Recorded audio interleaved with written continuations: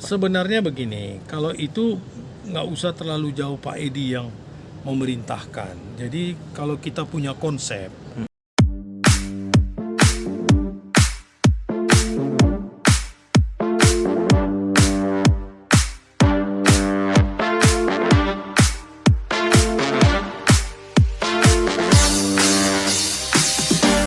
sekarang karena bisa bursa transfer ini lagi terbuka, mereka main dan diperbolehkan. Nah, jadi waktu kita tawarkan ke pemain Liga 1 main di Liga 2, waduh Pak, janganlah, kompetisi kalian kan cuma segini, kami kan sampai dengan Maret nanti masih ada 3 bulan yang masih bisa menerima gaji. Nah, ini salah satu contoh.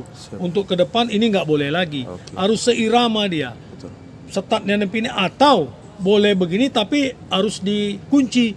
Jangan lagi perpindahan ini terjadi sehingga dia memang konsentrasinya fokus main di fokus. Sekarang kan enggak, dia begitu selesai cepat dia karena ada bursa transfer dari Liga 2 sekarang banyak pemain, bukan aja PSMS, Sriwijaya, Semen Padang, beberapa pemain yang pentolan-pentolan semua sudah diborong oleh Liga 1. Baik itu PSIS Semarang, PSS Sleman, ini Persiraja, ada beberapa tim. Borneo, kemudian Barito, semua ambil pemain-pemain yang ex Liga 2. Pak, ini kan gagal lagi kita bilang. Untuk 2022 ini Pak, ada nggak udah pertemuan dengan Pak Edi, dengan Pak Kodrat, Pak Mul, Bapak juga selaku pengurus, ada nggak untuk kedepannya bagaimana PSMS ini? Karena kan supporter, ya Bapak mungkin tidak punya medsos, tapi Bapak lihat juga lah medsos kan, banyak yang mengatakan ya segala macam, harus ada yang mundur segala macam. Gimana kalau Bapak dari kacamata Bapak sendiri? Iya, wajar-wajar aja. Artinya dari tingkat supporter atau netizen semua itu kan menginginkan PSMS ini haruslah lolos Liga 1. Namun kita kan sudah berupaya bahwa itu gagal. Nah, tentu ke depan ini kita lihat nanti seperti apa. Nanti tentu ada arahan dari pembina kita dan ketua kita. Siapa yang mau jadi manajer, siapa yang mau jadi pengurus. Artinya kan kalau kita ini siap saja, karena kita ini kan menjadi pengurus pertama, saya katakan jangan jadi benalu. Kemudian kita ini harus full time di sini. Jangan cari makan. Kita harus menyiapkan waktu, tenaga, pikiran, semua kita siapkan. Siapa yang mengurus ini? Nah, sekarang saya tanya Anda, kosong ini PSMS. Siapa yang jaga ini? Siapa yang jaga mes kita ini? Siapa yang jaga sekretariat? Nggak ada orang kan? Nah, kalau ini dilepas begini, macam mana? Jadi ini harus ada yang jaga. Katakanlah, walaupun saya tidak digaji, saya tetap bertanggung jawab. Sampai kapanpun PSMS ini kita harus bertanggung jawab. Kita jaga PSMS ini adalah rumah kita, adalah tempat orang bermain sepak bola. Dan saya tidak pernah berbicara tentang hal-hal yang negatif. Mau orang bilang macam mana pun, silakanlah. Mau orang bilang misalnya katakanlah, King out lah. Ya out, nggak ada masalah. Orang kita nggak terima gaji kok. Kecuali kita terima gaji, takut kita kan gitu. Orang malah kita keluar uang. Jadi kalau kita sudah keluar uang, kita sudah ini memang tuntutannya itu tadi, supporter atau netizen. Tapi kalau supporter saya pikir mereka bisa paham dan mereka mengikuti kok. Jadi supporter bisa paham dan mereka mengikuti siapa yang sebenarnya benar-benar yang kerja di sini, siapa yang benar-benar yang mau peduli di PSMS. Jadi bukan lantaran ada yang mau cari muka atau apa, kita kan nggak penting itu. Yang penting kita bekerja untuk bisa memajukan PSMS. Walaupun kondisinya tahun ini kita belum beruntung. Kalau untuk prepare Pak, ada nggak persiapan mungkin dari Pak Edi misalnya, ini kumpul ini misalnya anak-anak PON, kumpul ini anak-anak muda, atau kita buat kompetisi pencarian bakat, gimana kira-kira Pak? Sebenarnya begini, kalau itu nggak usah terlalu jauh Pak Edi yang memerintahkan. Jadi kalau kita punya konsep ke depan lah ini, katakanlah sekarang lapangan lagi perih, ya kita buat aja seleksi. Ex pemain-pemain Liga 3 yang kemarin main, ada beberapa pemain pakai talent scouting, kerjasama dengan mantan, beberapa orang kita cari, kita kumpulkan aja. Dari 40 pemain yang main 2 tim ini nanti diseleksi macam 5 orang nggak dapat. Betul. Iya kan, jadi 5 orang yang dapat ini kan anak-anak Medan. Betul. Anak-anak Medan yang memang punya talenta, yang memang punya dadanya untuk PSMS kan gitu. Karena kita buat nanti ini ke depan. Tentu kalau urusan biaya-biaya kecil-kecil mungkin kita bisa, misalnya wasit, aqua dan lain sebagainya. Tapi inilah akan saya sampaikan, saya sudah sampaikan dengan beberapa teman di Mantan supaya memikirkan ini untuk berkoordinasi. Tapi mungkin mereka menganggap tunggulah dari petinggi kita, mungkin nanti ada arahan dari Pak Kodrat atau dari pembina kita seperti apa. Mereka masih menunggu begitu. Artinya kalau saya sarankan, oke lah sekarang bulan 1 habis tahun baru ini sebentar, paling tidak bulan 2 sampai dengan puasa sudah ada kerangkanya, sudah ada, tinggal nanti begitu selesai lebaran baru pemain-pemain yang siap direkrut, terutama pelatihnya harus yang berkualitas lah. Pelatihnya yang punya jam terbang. Artinya pelatihnya juga punya vocabulary pemain. Jadi pelatih punya catatan-catatan. Kalau aku jadi pelatih si Polan ku panggil, si Polan ku panggil. Ini nomor kontaknya ini. Jadi dia sudah bisa mengarah ke situ. Apakah mau pakai pelatih lokal ataupun pelatih asing. Misalnya contoh kayak dulu sempatnya kita buat dream team. Betul. Bagus. Dream team itu malah di Jawa, di Jogja, di mana-mana mereka udah ketakutan sama PSMS. Waktu si Gomez pegang.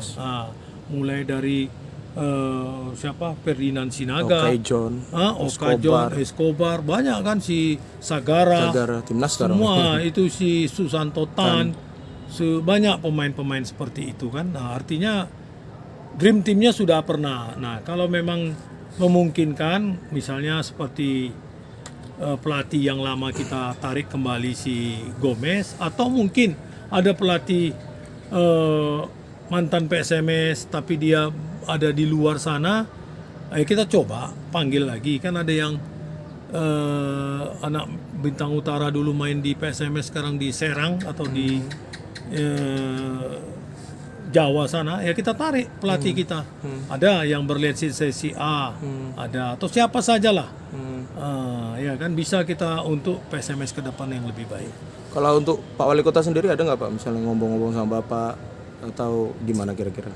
Belum ada. Kalau Pak Wali Kota mungkin nanti skupnya urusan pimpinan lah itu. Kan artinya tak terlepas juga PSMS ini dengan beliau. Betul. Tapi harus adalah komunikasi yang lebih intens antara petinggi lah. Antara petinggi, mungkin Pak Edi, Pak Kodrat dengan Pak Wali.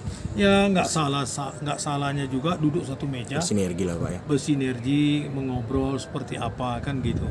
Yang notabene yang semuanya ingin mendukung dan membesarkan PSMS. Pak, mohon maaf nih Pak, ini Pak Edi ada nelfon Pak setelah kita gagal 8 besar ke Bapak atau ke Pak Mulyadi? Saya sampai sekarang ini kebetulan beliau lagi sibuk, ke Pak Mulyadi mungkin ya. Ada komunikasi dan Pak Mulyadi kan memerintahkan ke kita semua menyiapkan laporan. Udah siap semua laporan dan sudah kami serahkan ke manajer. Nanti manajer yang akan melaporkan ke Pak Edi seperti apa dan sambil menunggulah. Tapi pada dasarnya Pak, kalau Pak Mulyadi sendiri gimana Pak? Apakah beliau kapok kah, apa ingin lanjut kah? Karena kan banyak juga pengorbanan sudah beliau berikan sih kan untuk PSMS ini. Jadi kan gini, makanya saya katakan kayak Pak Mulyadi kan, ini kan udah kayak orang yang gila setengah gila bola kan gitu. Jadi kita ini kan yang otaknya udah gila nih, gila bola kan gitu. Jadi cuma kalau dia masih mau misalnya atau apa bagaimana ya tergantung perintah pimpinan kan. Kalau pimpinan sudah perintahkan ya kenapa tidak, dan dia mau berkorban. Dan dia mau, dan dia ini cuma ya itu tadi mungkin belum rezeki. Tinggal kita lihat seperti apa. Jadi kadang-kadang memang ada klub baru. Kita bukan bilang kita membela diri seperti Rans Cilegon, kemudian Dewa, kemudian Persis Solo. Coba tanya sama mereka, berapa dana yang mereka sudah keluarkan? Cukup besar kan? Ratusan miliar mereka keluarkan, memang hasilnya lolos. Kita seberapa? Kan gitu. Jadi bukan kita membela, tapi itulah kemampuan kita. Dengan pemain yang ada. Mereka jor-joran loh beli pemainnya. 40 pemain bahkan Persis. Iya semua ya itu tadi. Tengok harga pemain dan berapa biaya Rans Cilegon. Kan tinggi. Nah itu dia bisa sampai uji coba ke Turki. Semua ini itu kan. Nah, jadi inilah kondisi yang terjadi dengan uang yang begitu banyak. Ya memang mereka lolos ke Liga 1. Sementara uang kita, dana kita masih minim, kan gitu. Tentu ke depan harus ada solusinya seperti apa. Duduklah petinggi-petinggi ini membicarakan nasib PSMS ke depan ini supaya lebih baik. Jadi kadang-kadang orang mengoceh, banyak kali bercakap, ya kan, begini, pengurus begini, nyumbang satu kotak aku aja pun dia, Tidak, tapi cakap dia satu keliling dunia. Kadang-kadang kita kan miris juga dengarnya kan.